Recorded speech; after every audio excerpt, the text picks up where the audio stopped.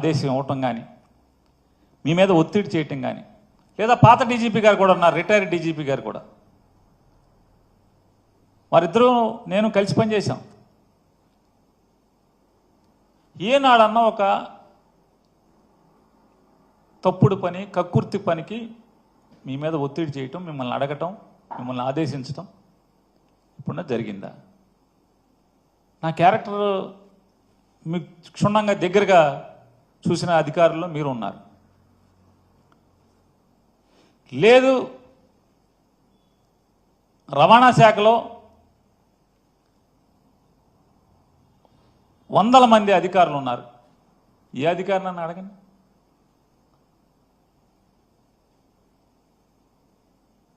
ఇవాళ నా గురించి చెడుగా మాట్లాడుతున్నటువంటి ఒక మంత్రి గారు,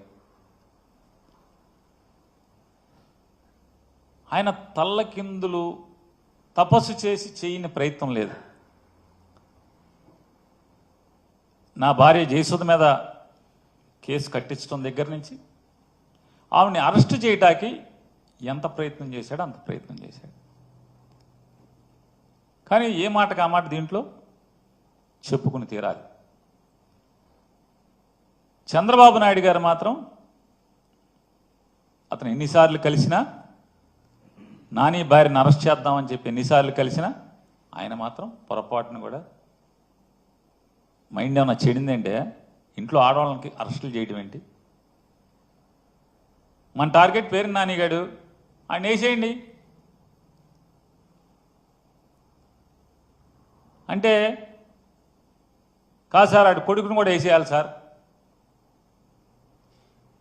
సరే నీ కక్ష ఆడు కొడుకు మీద కూడా ఉంటే ఇద్దరిని కలిసి చేసేయండి, అంతేగాని ఇంట్లో ఆడవాళ్ళ మీదకేంటే తప్పుడు పనులు అని చెప్పని ఆయన నడుచుకుంటూ వెళ్ళిపోయారు. ఇది అధికారులు ఉన్నారు సాక్ష్యం, ఎమ్మెల్యేలు ఉన్నారు సాక్ష్యం. టీడీపీ ఎమ్మెల్యేలు కొంతమంది ఉన్నారు, అధికారులు కూడా ఉన్నారు. నాదెండ్ల మనోహర్ గారు కూడా పక్కనే నుంచుని ఉన్నాడు ఈ కాన్వర్సేషన్ జరిగినప్పుడు. తప్పే ఉంది. రాజకీయ వైరం మాకు చంద్రబాబు నాయుడు గారికి ఉంది, కానీ ఆయన హుందాగా ప్రవర్తించినప్పుడు చెప్తాం తప్పే ఉంది.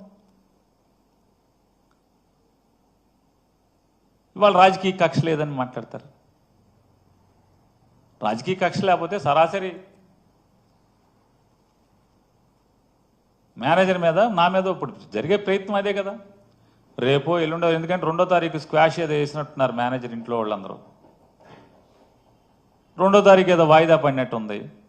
2వ తారీఖు లోపు ఎక్కడన్నా గాలించి ఆ మేనేజర్ని తీసుకొచ్చి అతనితో బలవంతంగా 4 పీకో 10 పీకో తెలకాయితల మీద సంతకాలు పెట్టించి నా పేరు రాసుకుని నన్ను అరెస్ట్ చేయడమే కదా ఇక మిగిలి ఉన్నది.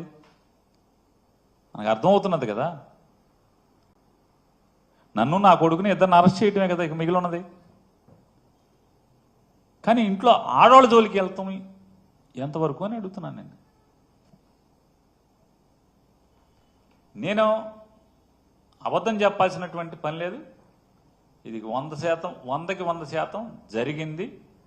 కావాలంటే అది బాగోదు కాబట్టి ఏ తారీఖు ఎన్ని గంటలకి ఎక్కడ కూడా నేను చెప్పగలను. ఈ కాన్వర్సేషన్ జరిగింది. చంద్రబాబు నాయుడు గారు ఆడవాళ్ళని అరెస్ట్ చేయడం అంటే ఇంట్లో ఆడవాళ్ళని అరెస్ట్ చేస్తారండి, బుద్ధి లేదా అని తిట్టినా కూడా బెయిల్ రాకుండా విపరీతమైన డిలే ప్రయత్నం చేస్తూనే వచ్చారు.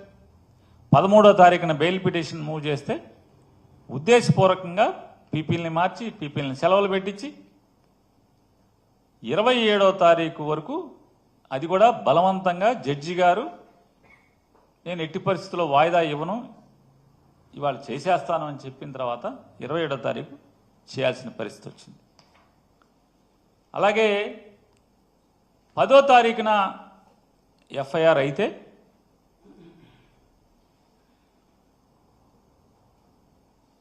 ఏం చేయాలి?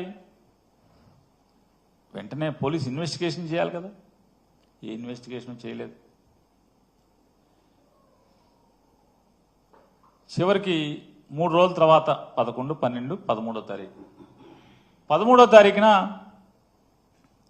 రాజకీయ ఒత్తిడి మేరకు వెళ్ళి మేము తాళాలు ఇస్తామని చెప్పని మా అడ్వకేట్లు చెప్తున్నా సరే బలవంతంగా తాళాలు బ్రేక్ చేసి దాంట్లో ఉన్నటువంటి సరుకుని అగ్రిమెంట్ ప్రకారం అదంతా కూడా జాయింట్ లైబిలిటీ. సివిల్ సప్లైస్ ఏదైతే ఆ గోడౌన్లో దాచినటువంటి ప్రతి బస్తా జాయింట్ లైబిలిటీ. సివిల్ సప్లైస్ అధికారులు, గోడౌన్ యాజమాన్యం ఇద్దరు జాయింట్ లైబిలిటీ. జాయింట్ లైబిలిటీ అన్నా సరే, తాళాలు మేము ఇస్తాము తీస్తామన్నా సరే తాళాలని బ్రేక్ చేసి, ఏంటయ్యా అంటే ఆ తాళాలు బ్రేక్ చేయటం వెనక ఉద్దేశం ఏంటంటే, వెంటనే లీగల్ టీం వెళ్ళారు, మొత్తం ఆశాంతం వీడియోలు తీస్తున్నారు. తాళాలు ఇస్తామన్నా సరే తాళాలు బ్రేక్ చేశారు. వెంటనే ఆ ప్లేడర్లని తరిమి కొట్టడానికి శత విధాలా ప్రయత్నం చేశారు. పాపం స్వామి భక్తి పారాయణుడైనటువంటి ఇన్వెస్టిగేషన్ ఆఫీసర్ గారు, సర్కిల్ ఇన్స్పెక్టర్ గారు ఎంత బెదిరించినా అదిరించినా ప్లేడర్లు మాత్రం మా పని మేము చేస్తాం, నీవు ఇష్టారాజ్యంగా చట్టవిరుద్ధంగా అగ్రిమెంట్కి విరుద్ధంగా మీరు తాళాలు బ్రేక్ చేస్తారు కాబట్టి స్టాక్ మాకు నువ్వు ఇక్కడ ఏం చేస్తావు అని మాకు భయంగా ఉందని చెప్పని నీ దురుద్దేశం, నువ్వు పొలిటికల్ ఒత్తిడి. ఎందుకంటే మాట మాటికి ఫోన్ వస్తుంది, పక్కెళ్ళి మాట్లాడుతున్నాడు, ఫోన్ వస్తుంది పక్కెళ్ళి మాట్లాడుతున్నాడు, అసహనం భరించలేకపోతున్నాడు. భరించలేకపోగా పక్కన ఉన్నటువంటి పోలీస్ కానిస్టేబుల్ ఎస్ఐలతో వీళ్ళు ఉండగానే అసహనంతో తిట్టుకుంటున్నాడు ఆ అధికారి, పోలీస్ అధికారి. ఈ లాయర్ నా కొడుకులేమో ఎల్లరు మన వదిలి బెదిరించిన అదిరించిన వీళ్ళేమో ఆపలేకపోతున్నాం, వీడియోలు తీస్తున్నారు. ఆయనేమో ఫోన్ చేసి లోపల ఎట్టగొట్ట గంజాయి మూట పెట్టమని చెప్పి ఆయన చెప్తున్నాడు. సావలేకపోతున్నాం అనేమో అసహనంతో అతను తిట్టుకుంటాడు. ఆశాంతం చివరికి సీలేసి వాళ్ళు అక్కడి నుంచి వెళ్ళేంత వరకు కూడా వెళ్ళిన ప్లేడర్ల 10 మంది కూడా వీడియోలు తీస్తూనే అన్నీ రికార్డ్ చేయడం జరిగింది.